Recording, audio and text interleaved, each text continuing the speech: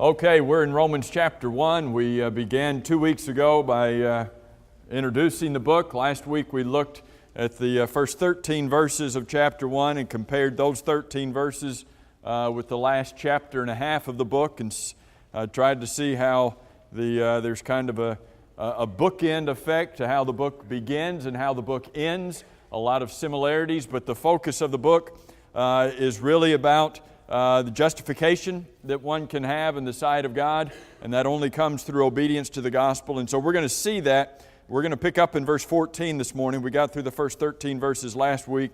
We're going to pick up in verse 14, and we're going to see that in this section right here is where we have the major theme of the book introduced to us, and we have the key verses that are mentioned here. But back up in chapter 1, about the first 6 verses, we saw Paul and his relationship to the gospel, how he was separated to preach the gospel. And then about verse 7 down through verse 13, we saw Paul and his relationship to the Romans, at least to the Roman Christians, and how much of a close bond that he had with these people, even though he had never been there.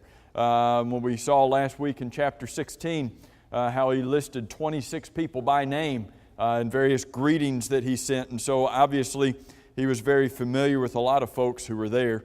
But we start in verse 14 this morning in Paul's relationship to his task of evangelism. And you have in verses 14, 15, and 16 what you've often seen in this study, the 3 I am statements of Paul in regards to the gospel.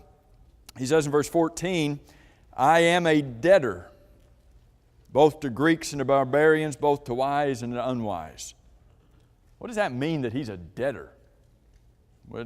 Had he taken out some loans? There was an obligation that he had. And it was not just an obligation that he had. There was an obligation that he felt to these individuals to take the gospel to them. He remembered what the Lord had done for him. And he remembered how much they needed the Lord and how much they needed the gospel. And so he says, I feel an obligation. Now to who? To Greeks and to barbarians, to wise and unwise. Why does he list them like that in those particular groups? I'm a debtor to everybody. If you're a debtor to preach the gospel to the wise and the unwise, who does that include? That's everybody, right? Because you're either wise or you're not wise, and everybody in between. He says, I'm a debtor to those who are cultured, the Greeks, and to the barbarians, the uncultured. He says, I feel an obligation to go and to preach the gospel to all of these. And so he says in verse 15, so as much as is in me, I'm ready to preach the gospel. I'm not just a debtor. I'm not just obligated to do it. I am ready to go and to preach the gospel to those who are in Rome also.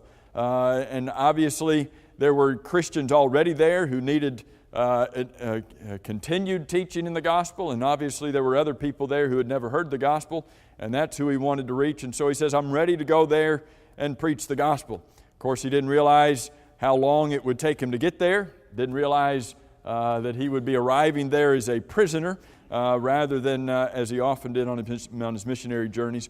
But in verse 16 and 17, you probably know verse 16 maybe better than any other verse in the book of Romans. There's a lot of verses that you would be familiar with, but probably Romans chapter 1 and verse 16 may be a verse that you've already memorized, maybe from just hearing it so frequently, or maybe you've taken time. But I would encourage you to memorize verse 16, but not just verse 16. We do not understand the fullness of verse 16 without verse 17. And I would encourage you to group those 2 verses together in your study, because Paul says, not only am I a debtor in verse 14 and I'm ready in verse 15, but I am not ashamed of the gospel of Christ. Do you see that in the life of Paul? That he was not ashamed? Here was a man who believed the gospel. Here was a man who loved it. He proclaimed it. He defended it. He was persecuted for it, and eventually he would die for it. He's not ashamed of it. I'm not ashamed of the gospel. Well, what is it? It is the power of God. Was there something special about Paul's power to preach the gospel? Well, Yes, there was, but that's not what made the gospel special. What set the gospel apart was that it was the power of God for what purpose? To bring about salvation. To bring about salvation for who? For everybody. Everybody who believes. And so the gospel is intended to go and to be preached to everybody. Go into all the world and preach the gospel to who? Everybody, every creature. And so the gospel is intended to be preached to everyone because God wants all men to be saved. But who is it that God saves? Those, according to this verse, those who believe. Now, don't take that verse, don't take that word believes out of the context of what we've already seen in the book of Romans. Look back up to verse 5, and we'll see this again. Through Him we have received grace and apostleship for obedience of faith, or for obedience to the faith. That's the first time we read about faith or belief in this book. And God ties faith and obedience together. And last week we tied that verse in with chapter 16, verse 26 at the end of the book that has the same expression. And throughout this book, God emphasizes that the faith that saves is the faith that obeys. And so when He says that the gospel is intended for salvation for everybody who believes, He's not talking about a belief that's simply something that is just a mental assent or a feeling that somebody has in their heart. But this is a faith that is in its completeness and its fullness and leads somebody to obedience. Why does He say for the Jew first and also for the Greek? Why does He say Jew first? It was given to them first. When Peter stood up and preached on the day of Pentecost, think about it. He stood up in Jerusalem, the capital of the Jewish world, as you might say, and He stood up on the day of Pentecost. Why did He choose the day of Pentecost? Because that was one of the great feast days of the Jews, when millions of Jews would be there, and He preached the gospel to those Jews who were gathered there. And for the first 10 or so years, that's who the gospel was preached to. Not because it was designed only for them, but it was intended to go to them first. When God had made a covenant with the house of Moses, with Moses, made a covenant with Moses and with his people, the Jews, God formed a special relationship between Him and that Jewish nation. What did He say to Abraham? Through your seed, all the nations of the earth would be blessed. Well, we know that God intended that word seed to have a capital S. Through your seed, talking about Jesus, all the nations of the earth would be blessed. But where was that seed going to come from? It's going to come from His lowercase seed, the lowercase s, from His Jewish Hebrew heritage. And so God used the Jewish nation to bring about Christ into the world, and the gospel was preached to them first, but then it was also preached to the Gentiles. Look at verse 17. For in it, in what? For in the gospel. For in it, the word it is the gospel, for in the gospel, the righteousness of God is revealed. God's plan. What is the righteousness of God? God's plan to make man right. That's the righteousness of God described here. God's plan to make man right was revealed to man in the gospel, from faith to faith. What does that expression mean? We don't know exactly what that means. It could have a variety of meanings. What does it mean that it was revealed from faith to faith? It could be talking about that the gospel was revealed to take you from one level of faith to a higher level of faith, from a weak faith to a stronger faith. It could be talking about that the gospel was revealed from faith, God's objective faith, the faith, to create faith in someone's heart. Why did God give the gospel? In order to make man right with Him. And then this quotation from the book of Habakkuk at the end of verse 17. As it is written, The just shall live by faith. I think usually when we read that statement, we think that it's talking about the fact that of how we live and that we should live by faith. And that is a true statement, that as Christians we should live by faith. But the Greek, the way that the Greek structures this, and the fact that this is a future tense verb on the idea of living here, this is really talking about the person who is made just by faith shall live. The person who is made righteous by faith shall live. It's talking about future tense, someone who is set apart for God's purposes. Somebody who is made right with God by his faith on this earth, he shall live eternally. That statement is Romans in a nutshell. Verse 17 is the book of Romans.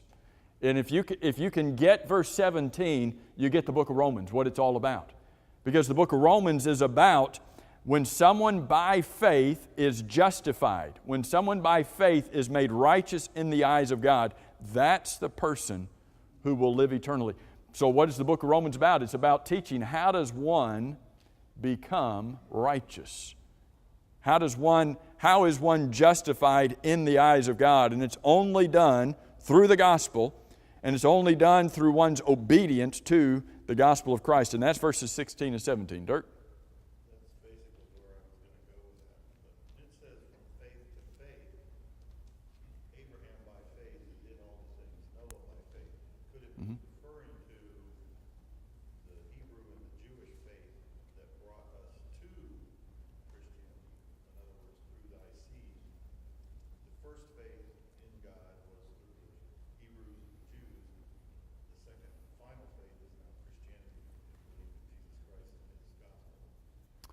That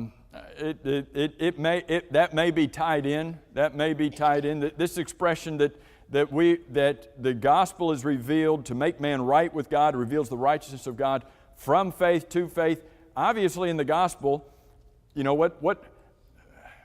when this same book in Romans chapter 10 and verse 17, where does faith come from? Faith comes from hearing the Word of God. And so, if faith comes from hearing the Word of God is often described as the faith. It is, Jude describes it as the faith that was once for all delivered. Well, in this same book that's described as the faith, we read about the faith of others. We do read about the faith of Abraham and the faith of Noah and the faith of those righteous in the Old Testament. And perhaps that helps to create our own faith. And we'll read about Abraham's faith when we get to chapter 4 here. But I would encourage you to memorize verses 16 and 17 and not stop our memorization with verse 16, but tie verse 17 in it, because it says, here's what the gospel does. The gospel reveals to us how we are able to get right with God and to stay right with God so that we can live with God for eternity. Any other comments about those verses, 14 through 17? Look in verse 18. What's the first word you have in verse 18? For. That's a key word when you study the Bible, because it ties this verse with what's already been said. And it says that something has been revealed. Now, verse 17 told us that something is revealed. The righteousness of God is revealed in verse 17. When we have the gospel, it's God telling us how to get right with Him. Why do we need to know how to get right with God? Well, because obviously we're not right with God. So when you get to verse 18, you're actually entering into really the body, the fullness of the book of Romans. The first 17 verses are all introduction. It's the longest introduction of any of Paul's epistles is here in the book of Romans. 17 verses of introduction. And it's down to verse 18 where you finally get to some of his main argumentation. What he's going to do, and starting in verse 18, and it's going to go through chapter 3 and verse 20, is his first major line of discussion. And what he's presenting in chapter 1, verse 18 through chapter 3 and verse 20 is that everybody needs the gospel. And the key word in this is this idea of sin, and that there's a need for God's righteousness because of sin. And so what he's going to do in this chapter, verse 18 down through the end of this chapter, is he's going to talk about the Gentiles. So chapter 1, verse 18 through 32, he's going to talk about the Gentiles who are sinners, and so what do they need? They need the gospel. Then you're going to get to chapter 2. And from chapter 2 and verse 1 down through chapter 3 and about verse 8, he's going to focus on the Jews. He doesn't want the Jews to think that this letter is only written to the Gentiles, so he takes from chapter 2 down through chapter 3 and verse 8, and he focuses on the Jews, and he represents the Jews as equally needing the gospel as the Gentiles are.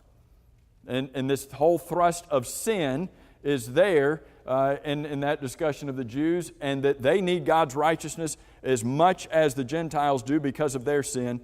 And then when you get to chapter 3 and verse 9, and go down through about chapter 3 and verse 20, he opens it up to everybody. Starts with the Gentiles in chapter 1, chapter 2 and first part of chapter 3 of the Jews, and then chapter 3 verses 9 through 20, he focuses in on everybody and says everybody is in need of the righteousness of God because everybody has sin and they need the gospel. So with that kind of an overview of where he's going to go with this, come back to chapter 1 verse 18. For the wrath of God is revealed from heaven against all ungodliness and unrighteousness of men. What do you think about when you read that? The wrath of God is revealed. You know, sometimes people hear about the wrath of God and they equate that to, the wrath of their mother when they were growing up, or the wrath of their father when they were growing up.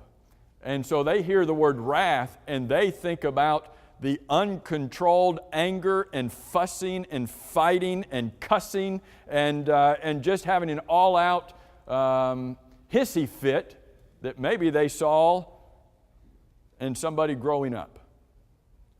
Is that the wrath of God? When we read about the wrath of God, are we reading about some uncontrolled anger? No, we're not. In fact, we're not even reading so much about an emotional response from God. When we think about human wrath, we're thinking about an emotional response. When we read about the wrath of God, it's not. I'm not saying that it's divorced from God's emotions, but it's not based upon emotions. It's based upon law. And when God's law is broken, what then is revealed? The wrath of God. That's what this is talking about. He's talking about all ungodliness and unrighteousness of men in this context. And what is he saying is revealed against that is the wrath of God. You might think of the wrath of God as being like a holy hostility against sin. It's not that he's out of control angry. It's not it at all. It is that law has been broken, and the breaking of law has consequences. When we break God's laws, are the consequences going to be good? Is that something that we're going to warm up to and think is just a great idea, is to experience the consequences of breaking God's law? No. Because what comes is the wrath of God is described here against all ungodliness and unrighteousness. And really those two concepts, while we might consider them the same, ungodliness and unrighteousness, really they're describing two different things. The idea of ungodliness is describing somebody's attitude towards God and how somebody might have a disrespectful, irreverent attitude towards God, ungodliness. But the idea of unrighteousness, and the reason he uses two words, the idea of unrighteousness really focuses in on somebody's attitude towards man and how he regards man and perhaps treats man with injustice. And so God's wrath, the consequences that come upon man, have to do with what he thinks about God, his attitude towards God, and his attitude towards his fellow man. And so what has man done at the end of verse 18? They suppress the truth in unrighteousness. Let me ask you a question about the Gentiles. Were the Gentiles, were they under the law of Moses? Did the Gentiles, were they in the covenant relationship with God that the Jews were because of what happened at Mount Sinai? Okay, that's true. So, did the Gentiles then, did they not have a law? Did they have no law? Were they free from law and then therefore could do whatever they wanted to do? No, that's not true. If the Gentiles didn't have that covenant relationship with God the Jews did they even know God? Maybe they didn't know God. Maybe they didn't know what God wanted from them. And so they could do anything. No, okay. I didn't know if you had a half comment or not. Okay, he was only raising his hand halfway, so didn't want to ignore it. As we get into this book, we're going to see how Paul deals with the Gentiles and the Jews, and the fact that both of them were accountable to God. Even though one was in a covenant relationship with God through the law of Moses, the Gentiles were just as much accountable to God for what they knew of God. Now, I want you to look at that word know, or the word truth and the word know. The end of verse 18, they suppress the truth in unrighteousness. What does that mean? It means the Gentiles knew something of the truth of God. They had knowledge of God. Well, how could they have knowledge of God? Verse 19. Because what may be known of God is manifest, is evident. Some translations might have the word plain. What might be known of God is evident, plain, and manifest. Where? In them. For God has shown it to them. He has literally exposed this to them. How could they know God? This says that God made it plain to them. God made it evident to them. Well, what does that mean? What's the first word you have in verse 20? For. How did God make it manifest within them, to them, in them, depending on the preposition you have in verse 19?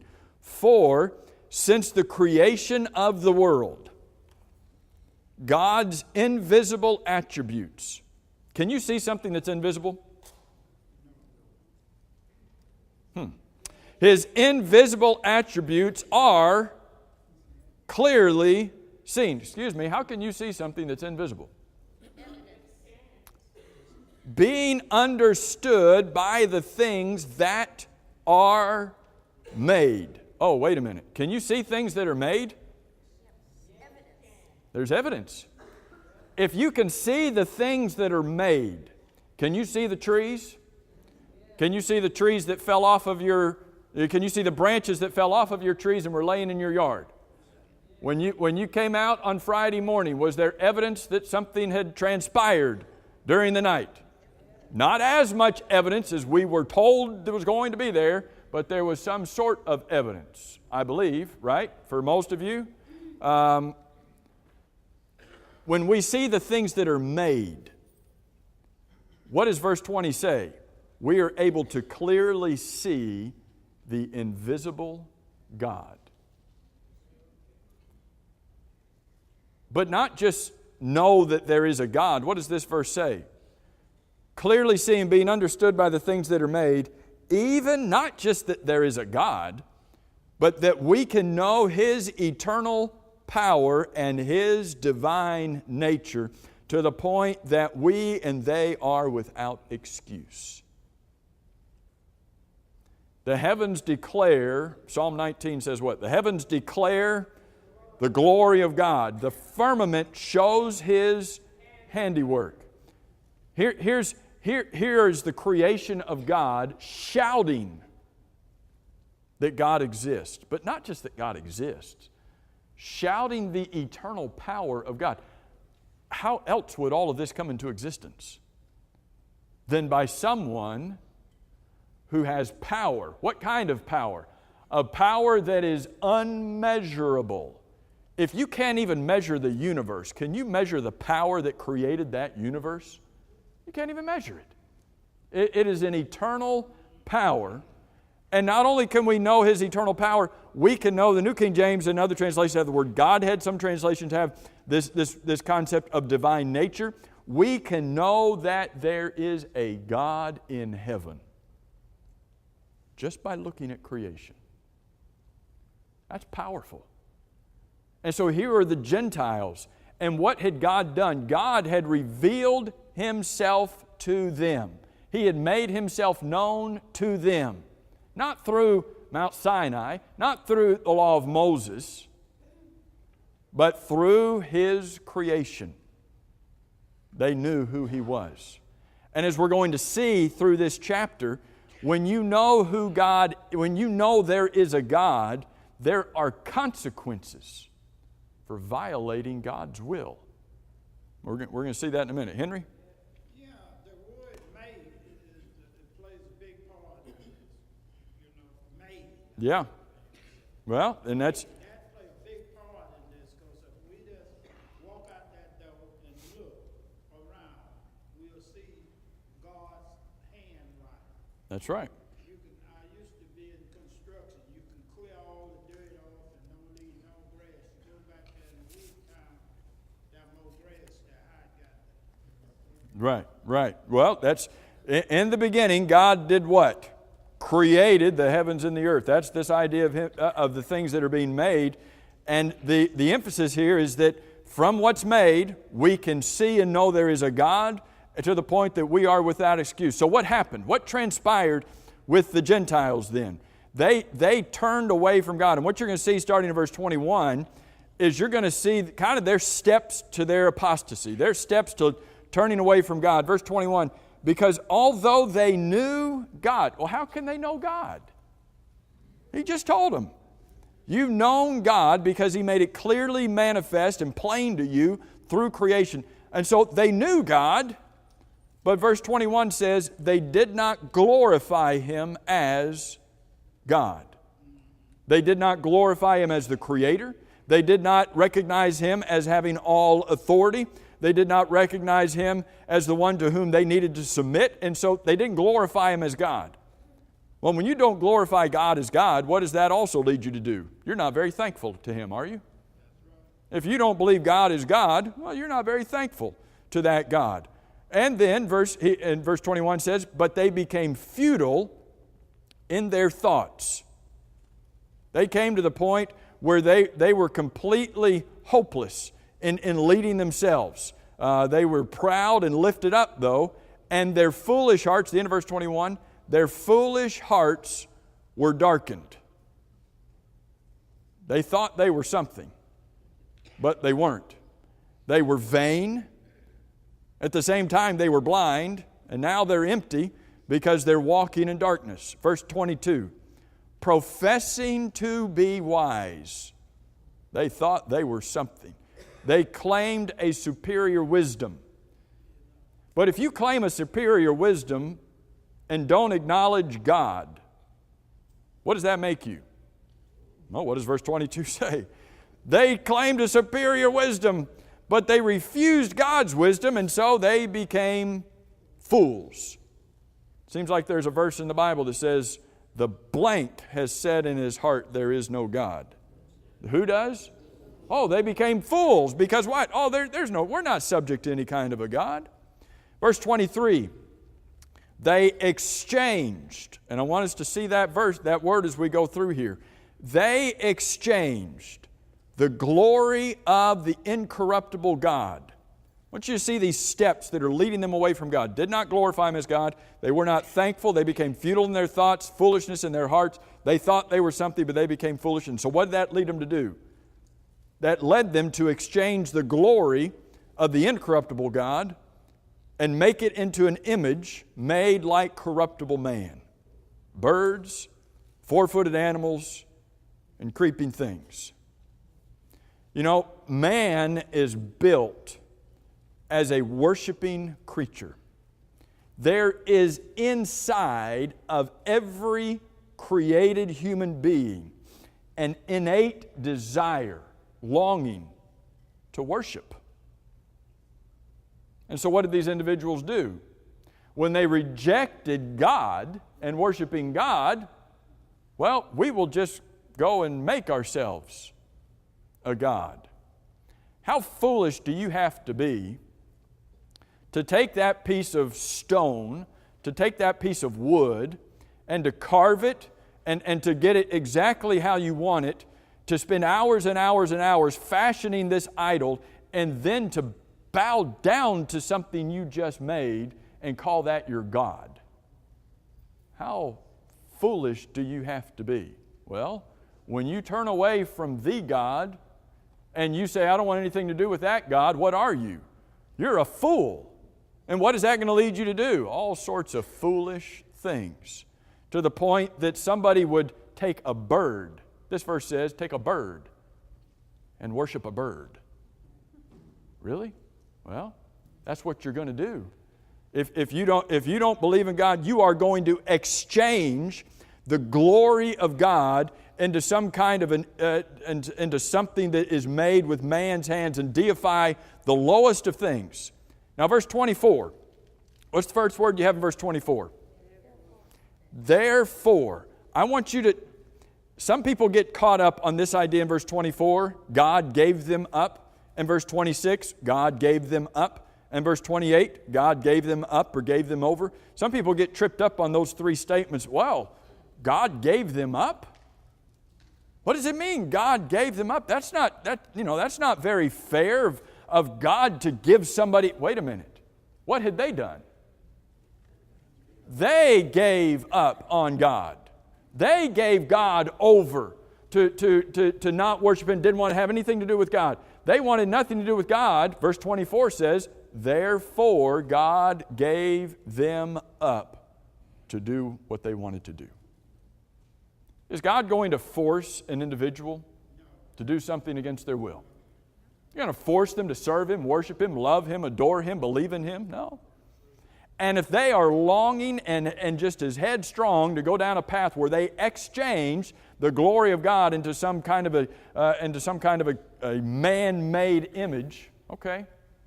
Therefore, God gave them up to their uncleanness.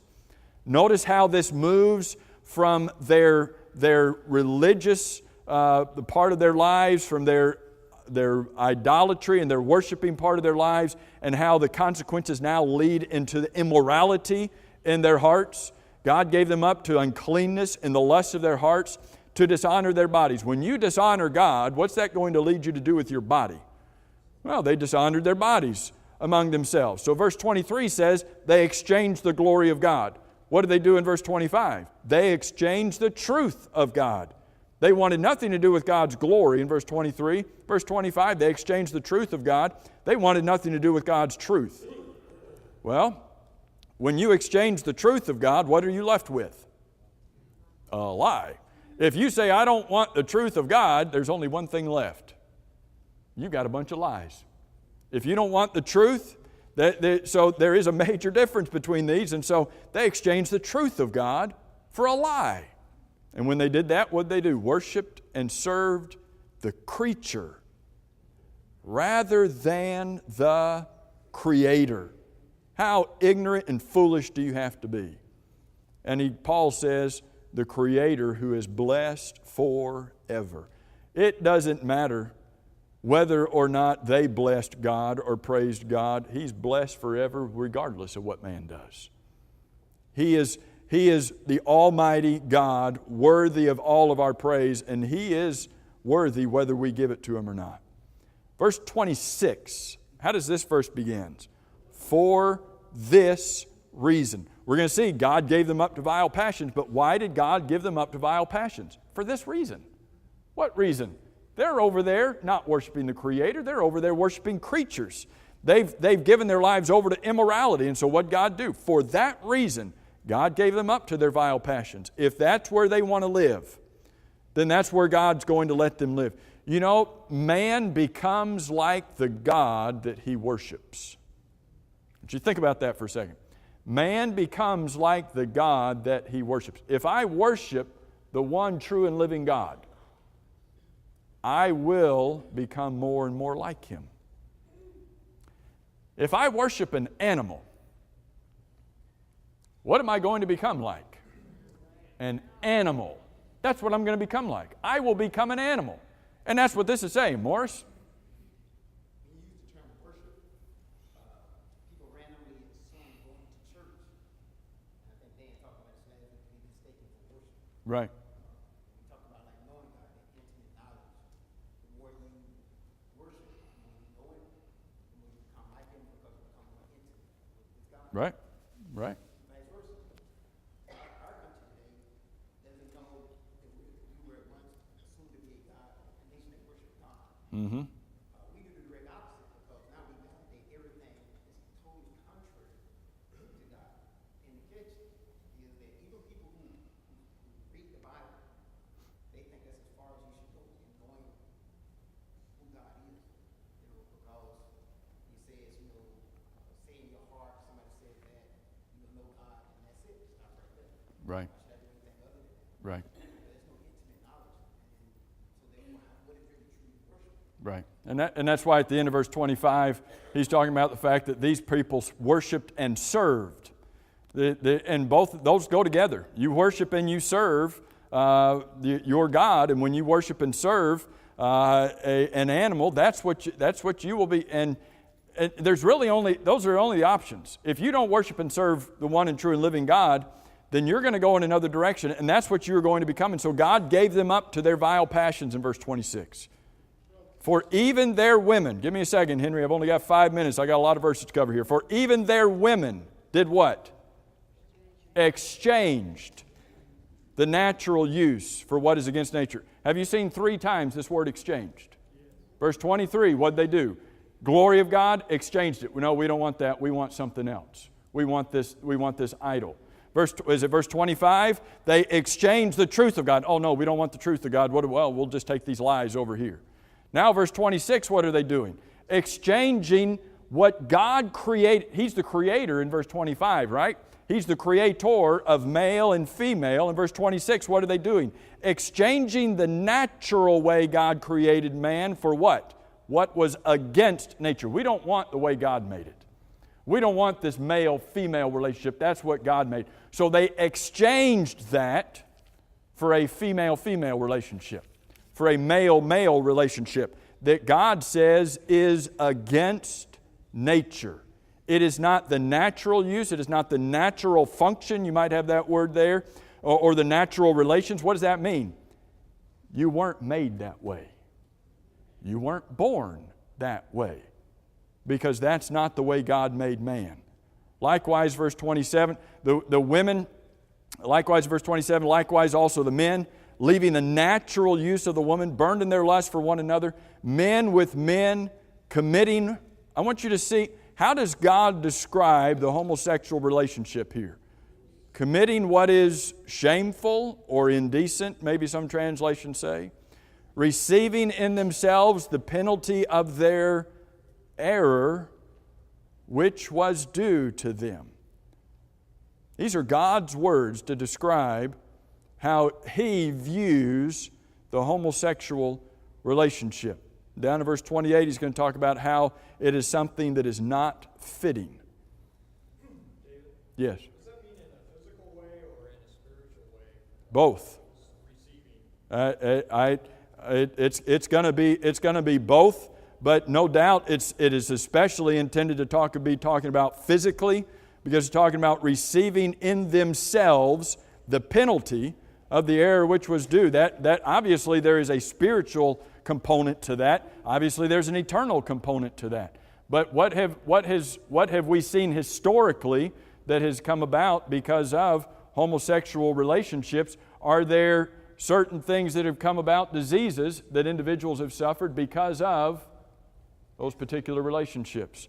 And notice that this concept of what a man sows, that's what he's going to reap, is involved here. And so verse 28 says, even as they did not like to retain God in their knowledge. Even as they chose not to retain God, what did God do? God gave them over. God doesn't give them over unless they themselves make that decision. So God gave them over to a debased mind, to do those things that are not fitting. If somebody, there's a moral law, there's a moral cause and effect law here that if somebody rejects God, what's going to happen? God's going to reject them. And you dishonor God, you're going to dishonor your body, and you'll dishonor your fellow men. So verse 29 says, being filled with all unrighteousness. Notice the superlatives, filled with it. All unrighteousness, and that's talking about one's relationship with his fellow man. Let's read through these verses as we finish. What was involved? Sexual immorality, wickedness, covetousness, maliciousness, full of envy, murder, strife, deceit, evil-mindedness, whisperers, backbiters, haters of God, insolent, proud, boasters, inventors of evil things, disobedient to parents, undiscerning, untrustworthy, unloving, unmerciful. Think about all of that. Where did all of that come about? You turn your back on God. What's that going to lead you to? All of those things. Who, knowing the righteous judgment of God, they know this. They know God. They know that there is a righteous judgment of God. They have seen this transpire during their lifetime. They know it, but what do? That those who practice such things are deserving of death. They're not only doing it, but they're approving of those people who practice it. It is wrong to engage in these sorts of things, but God says it's not just wrong to engage in them, it's wrong to approve of them. And if you approve of them, you are just as wrong as those who practice them. What's he saying? All of this is in here to say that Gentiles need the gospel. The Gentiles are lost in sin, and the Gentiles need the gospel. They need to be saved. A lot more we could have said there, I know that, but we had to rush through. Thank you all so much for your good attention.